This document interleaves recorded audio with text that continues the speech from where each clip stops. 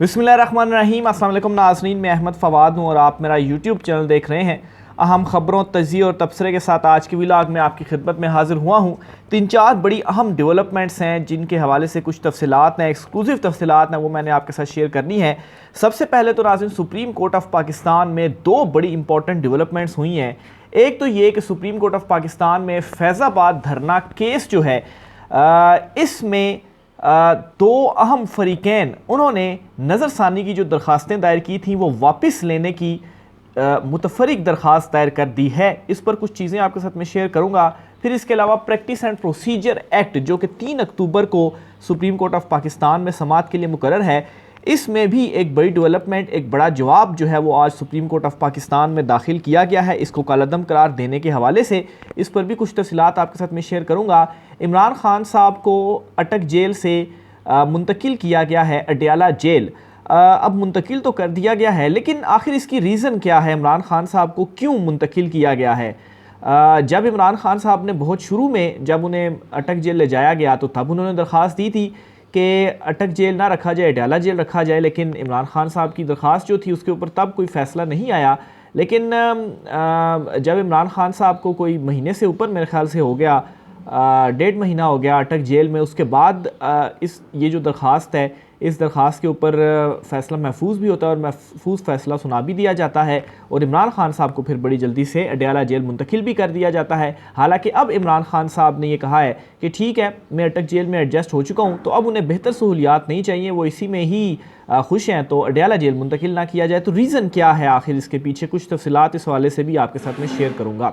तो supreme court of Pakistan से आज की व्लॉग का आगाज़ करते हैं। मामला यूँ हुआ है कि प्रैक्टिस एंड प्रोसीजर एक्ट में सुप्रीम कोर्ट ने 25 सितंबर की डेट्स दी थी तमाम फ़रीक़ैन को कि अपने अपने जो जवाबात हैं इसमें वो दाखिल करें। 2 अहम जवाबात जो है वो मज़ीद सामने आए हैं। एक तो सुप्रीम कोर्ट बार के जो सदर हैं आबिद ज़ुबैरी, उन्होंने अपना जवाब जमा करवा दिया है इस केस में, और दूसरा पाकिस्तान तहरीक इंसाफ के रहनुमा नियाज़ुल्लाह नियाज़ी जो हैं उनकी जानिब से भी जवाब जमा करवाया गया है। और दोनों जवाबात में जो एक बुनियादी नुक्ता है वो ये है कि ये जो एक्ट है इसको गैर कानूनी, गैर आइनी करार दिया जाए और इसे कालादम जो है वो करार दिया जाए, और जो दरख्वास्तें इसके against supreme court of Pakistan में दायर की गई हैं इन दरख्वास्तों को एक्सेप्ट कर लिया जाए। ये बुनियादी एक अहम नुक्ता था जो कि इन दोनों दरख्वास्तों में मुत्तफ़िक था और दोनों दरख्वास्तों में ये जो इस्तदा है वो की गई है। अच्छा, फिर इसके अलावा मज़ीद इसमें यह कहा गया कि जो पार्लियामेंटेरियंस हैं उन्होंने अपने हल्फ की खिलाफ वर्जी की और कोई भी ऐसी आइनी तरमीम नहीं की जा सकती जिसके लिए 2/3 अक्सरियत जो है वो रिक्वायर्ड अगर आपने आइनी तरमीम करनी है। लेकिन इस आइनी तरमीम के लिए अगर 2/3 अक्सरियत ना हो तो फिर ये नहीं की जा सकती। लेकिन जो पार्लियामेंटेरियंस हैं उन्होंने अपने हल्फ की जो खिलाफ वर्जी है वो की है। ये इसके अंदर दूसरा एक अहम तरीन नुक्ता था जो कि उठाया गया। फिर इसके अलावा कहा गया कि 184(3) में अपील का हक़ सिर्फ आइनी तरमीम से दिया जा सकता है। आइनी तरमीम के लिए 2/3 अक्सरियत दरकार है, और वो नुक्ता मैंने आपके सामने क्लियर कर दिया। और इस वजह से ये 2-3 अहम रीज़न्स हैं इसमें। और फिर सुप्रीम कोर्ट रूल्स जो हैं वो पार्लियामेंट नहीं बना सकती, रूल्स जो हैं वो सुप्रीम कोर्ट ख़ुद ही बनाएगी। इससे पहले भी जो दरख्वास्तें आई थी उनमें भी ये जो नुक्ता था अहम वो उठाया गया। तो बहरहाल इस केस में अपडेट ये है कि ये एक अहम जवाब था दोनों फ़रीक़ैन की जानिब से, और सदर सुप्रीम कोर्ट बार का जवाब जो था उसके ऊपर सबकी नज़रें भी थीं कि वो क्या जो जवाब है वो सुप्रीम कोर्ट ऑफ पाकिस्तान में दायर करते हैं। तो आज 27 तारीख़ है, तकरीबन नेक्स्ट वीक में इस केस की समाअत है। 3 अक्टूबर को इसकी समाअत होगी। चीफ़ जस्टिस कादी फ़ैज़ ईसा की सरबराही में जो फुल कोर्ट है, तमाम जो 15 जजेस हैं वो इस केस की 3 अक्टूबर को समाअत करेंगे और इन जवाबात का जायज़ा भी लिया जाएगा। अलबत्ता 2 रोज़ लेट हो गए हैं, 1 रोज़ लेट हुआ है, 25 तारीख थी, 26 को जमा करवाया गया ये जो जवाब है, लेकिन खैर चलें जो जवाब है वो एटलीस्ट जमा करवा दिया गया है। दूसरी तरफ जो फैज़ाबाद धरना केस है, केस का फ़ैसला क्या है सबको मालूम है। 1 लाइनर में आपको बयान करता चलूँगा। कार्रवाई के हवाले से कुछ जो ताकतवर हैं इस फ़ैसले में कहा गया था कि उनके हवाले से कार्रवाई की जाए। तो बहरहाल इसमें फ़ैसले पर नज़रसानी की जो दरख्वास्तें थीं वो दायर की गई थीं, जिनमें शेख रशीद भी थे, इंटेलिजेंस ब्यूरो भी था, पैमरा भी था। इन तीनों ने नज़रसानी की दरख्वास्तें इस फ़ैसले के ख़िलाफ़ दायर की थी, और अब इन तीनों ने अपनी ये जो दरख्वास्तें हैं इस फ़ैसले के अगेंस्ट जो इन्होंने نظر ثانی میں آئے تھے وہ واپس لینے کے لیے متفرق درخواست دائر کر دی ہے، یعنی کہ ایک اور درخواست اب آ گئی ہے کہ وہ جو درخواستیں ہم نے اس فیصلے کے خلاف نظر ثانی میں آئے تھے وہ اب ہم واپس لینا چاہتے ہیں، اس لیے عدالت ہماری یہ جو استدعا ہے اس کو منظور کرے اور ان نظر ثانی درخواستوں کو ہم اب جو ہے وہ واپس لینا چاہتے ہیں۔ درخواست میں مزید کیا کیا کہا گیا ہے وہ بھی میں آپ کے سامنے رکھتا چلوں۔ متفرق درخواست میں موقف اپنایا گیا کہ انٹیلیجنس بیورو فیصلے کے خلاف نظر ثانی کی درخواست واپس لینا چاہتا ہے۔ درخواست میں استدعا کی گئی کہ متفرق درخواست منظور کر کے نظر ثانی کی درخواست واپس لینے کی اجازت دی جائے۔ انٹیلیجنس بیورو اور پھر اسی طرح سے دیگر جو دو پیمرا بھی اور ان دونوں کا جو ہے وہ اس میں یہی موقف ہے کہ درخواست وہ واپس لینا چاہتے ہیں۔ کوئی اسپیسیفک یا کیٹیگوریکلی ریزن نہیں اس میں بتائی گئی کہ اصل وجہ کیا ہے کیوں ہم یہ جو درخواستیں ہیں وہ واپس لینا چاہتے ہیں۔ پھر اسی طریقے سے ایک اور درخواست بھی آئی ہے، شیخ رشید احمد جو ہیں ان کے وکیل تھے امان اللہ کنرانی، وہ بھی اس کیس میں چونکہ درخواست گزار تھے، انہوں نے بھی نظر ثانی کی درخواست دائر کر رکھی تھی، تو انہوں نے شیخ رشید تو خیر بالکل ہی لاپتہ ہیں، معلوم نہیں ہے کہ وہ کہاں ہیں، لیکن ان کے جو وکیل تھے امان اللہ کنرانی انہوں نے درخواست دی ہے اور انہوں نے کہا جی کہ اب چونکہ وہ صوبائی وزیر قانون بن چکے ہیں، امان اللہ کنرانی جو ہیں وہ اس وقت بلوچستان کے وزیر قانون ہیں نگران، تو انہوں نے کہا جی کہ وہ تو صوبائی وزیر قانون بن چکے ہیں تو وہ تو شیخ رشید کی طرف سے پیش نہیں ہو سکتے، تو اس لیے جو ہے وہ کیس میں ان کو التوا دیا جائے۔ بیسیکلی انہوں نے کیس کی سماعت ملتوی کرنے کی استدعا کی، یعنی کہ کل 28 سپتمبر کو سماعت ہے تو انہوں نے کہا ہے کہ 28 سپتمبر سے سماعت آگے لے کر جائیں، کیونکہ پھر ظاہر سی بات ہے شیخ رشید صاحب کے دوسرے وکیل ہوں گے جو اس کیس کو آگے لے کر چلیں گے ان کی طرف سے، اور اس وقت چونکہ شیخ رشید صاحب خود ہی لاپتہ ہے، معلوم نہیں ہے کہ وہ کہاں پر ہیں، تو ان سے رابطہ بھی نہیں ہو سکتا، تو پھر اس وجہ سے وہ اس کیس کو کس طریقے سے آگے پرسیو کر سکتے ہیں۔ تو یہ ریزنز دینے کے بعد کہا گیا کہ 28 سپتمبر کو جو ہونے والی کیس کی سماعت ہے اس سماعت کو ملتوی کر دیا جائے۔ تو یہ سپریم کورٹ آف پاکستان سے کچھ اہم ترین تفصیلات تھیں فیض آباد دھرنا کیس کے حوالے سے۔ اس کے علاوہ چیف جسٹس قاضی فائز عیسیٰ ان کی جانب سے آج بھی جو مختلف مقدمات ہیں عوامی نوعیت کے وہ سنے گئے ہیں، اور بڑا ایک دلچسپ واقعہ بھی ہوا ہے وہ میں آپ کے سامنے رکھنا چاہوں گا۔ بیسیکلی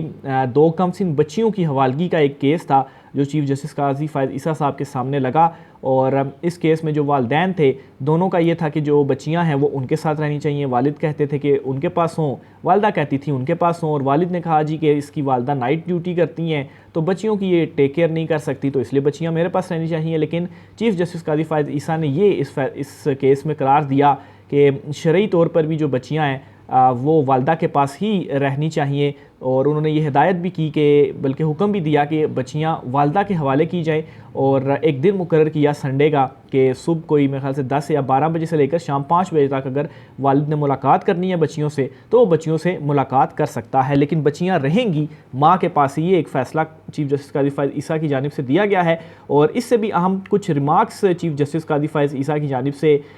دیے گئے ہیں، وہ بڑے امپورٹنٹ ہیں، وہ میں آپ کے سامنے رکھتا ہوں۔ اس میں چیف جسٹس صاحب نے یہ کہا کہ شریعت کے مطابق بچے ماں کے پاس رہتے ہیں، ہم صرف نام کے مسلمان رہ گئے ہیں، ہمارے کام مسلمانوں والے نہیں ہیں، صرف داڑھی رکھنے سے بندہ مسلمان نہیں ہوتا، عمل بھی ہونا چاہیے، نماز روزہ اور حج کرنا کافی نہیں، انسانیت اور اخلاق بھی لازم ہے، طلاق نہیں ہوئی والدین کی آپس میں ناراضگی بچوں کا مستقبل خراب کر دے گی۔ تو یہ انہوں نے اہم ریمارکس دیے۔ پھر اس دوران چیف جسٹس قاضی فائز عیسیٰ نے پوچھا بھی والد سے کہ کیا آپ کی یہ لو میرج تھی، تو والد نے کہا جی ہاں یہ ہماری کیا یہ آپ کی ارینج میرج تھی، تو والد نے کہا کہ نہیں ارینج نہیں تھی، لو میرج تھی، پسند کی شادی تھی۔ تو پھر اس پر چیف جسٹس قاضی فائز عیسیٰ نے کہا کہ خود محبت کی شادیاں کر لیتے ہیں پھر مسائل عدالت کے لیے بن جاتے ہیں۔ تو یہ بڑا ایک کیس تھا قاضی چیف جسٹس قاضی فائز عیسیٰ نے جو سنا، اور اس دوران جو جوڑا تھا اس کو جو جھاڑ ہے وہ چیف جسٹس کی جانب سے پلائی گئی کہ جو ہے وہ